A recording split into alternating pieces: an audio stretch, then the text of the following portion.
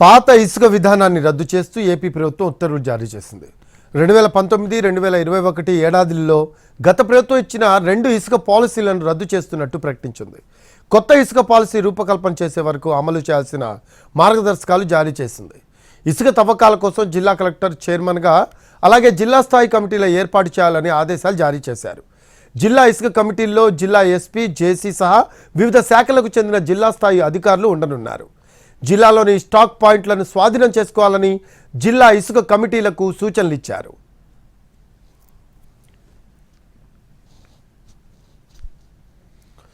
$49 లక్షల మెట్రిక్ టన్నుల ఇసుక రాష్ట్రంలోని వివిధ స్టాక్ పాయింట్లలో అందుబాటులో ఉందని ప్రభుత్వం తెలిపింది. రిజర్వాయర్లు, చెరువులు, ఇతర నీటి వనరుల్లో డిస్టిలేషన్ ప్రక్రియకు సర్కార్ ఆదేశించింది. డిస్టిలేషన్ ప్రక్రియ ఎక్కడికక్కడే చేపట్టాలనే అంశాలపై జిల్లా స్థాయి కమిటీలు నిర్ణయం తీసుకోనున్నాయి. ఇసుక లోడింగ్, రవాణా ఛార్జీలను నిర్ధారించే బాధ్యతను కూడా జిల్లా కమిటీకి అప్పగించారు. స్టాక్ పాయింట్ల దగ్గర లోడింగ్, రవాణా ఛార్జీల చెల్లింపులను కేవలం డిజిటల్ విధానం ద్వారా జరపాలని ప్రభుత్వం స్పష్టం చేసింది. ఇసుకను తిరిగి విక్రయించినా, ఇతర రాష్ట్రాలకు తరలించినా కఠిన చర్యలు ఉంటాయని హెచ్చరించింది ప్రభుత్వం. భవన నిర్మాణం మినహా ఉచిత ఇసుకను మరే ఇతర అవసరాలకు వినియోగించొద్దని స్పష్టం చేసింది. ఇసుకను అక్రమ రవాణా చేపడితే వేయాల్సిన పెనాల్టీలను నిర్ధారిస్తూ జీవో చేసింది ఏపీ సర్కార్.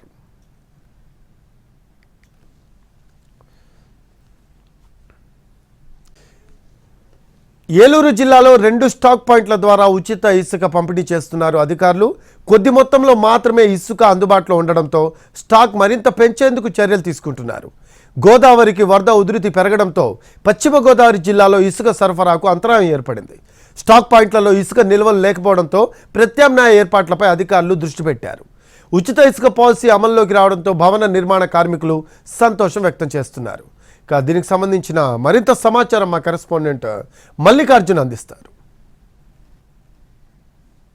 ఏపీ ప్రభుత్వం నేటి నుంచి ఉచిత ఇసుక పాలసీని అమలు చేయబోతోంది. దీంతో భవన నిర్మాణ కార్మికులందరూ కూడా సంతోషాన్ని వ్యక్తం చేస్తున్నారు. దాదాపు 50కి పైగా రంగాలన్నీ కూడా ఇసుక పైన ఆధారపడి ఉంటాయి. నిర్మాణాలన్నీ కూడా ప్రారంభమైతే ఇక్కడ పనులు, ఉపాధి కూడా ఎక్కువ పెరుగుతుంది. దీనిపైన మనతో మాట్లాడేందుకు కొంతమంది కార్మికులు చెప్పండి, ఉచిత ఇసుక ఈ రోజు నుంచి ఇస్తున్నారు, ఏ రకంగా ఫీల్ అవుతుంది? ఉచిత ఇసుక ఇవ్వటం వల్ల చాలా ఆనందం వ్యక్తం చేస్తున్నాం.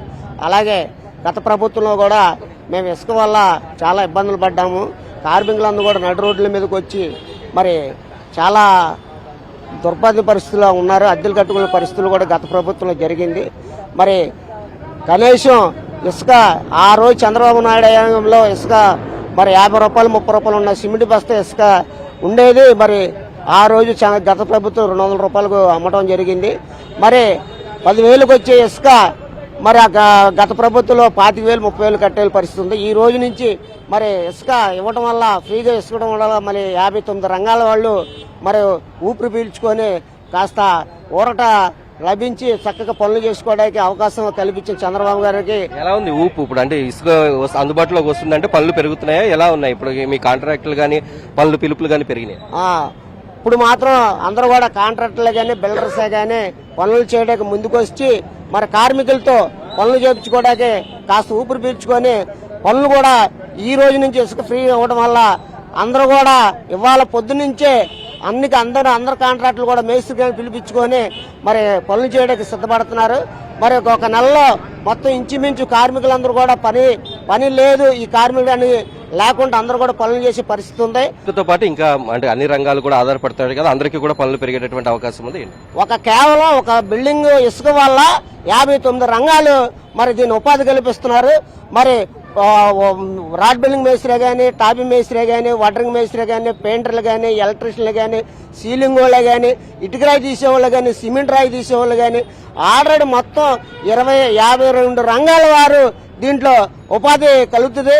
ఈ 59 రంగాల వాళ్ళు కూడా చాలా కేవలం ఒక ఇసుక వల్లే మరి ఉపాధి కలుగుద్దని ఆశిస్తున్నాను. ఇసుక పైన ఆధారపడి ఉన్నటువంటి 50కి పైగా రంగాలన్నీ కూడా ఈ రోజు నుంచి పనులు అవుతాయి అనేటటువంటి ఆశాభావాన్ని ఇక్కడ కార్మికులందరూ కూడా వ్యక్తం చేస్తున్నారు. వీడియో జర్నలిస్ట్ కరి శ్రీనివాస్తో మల్లికార్జున్, ఏలూరు జిల్లా నుంచి.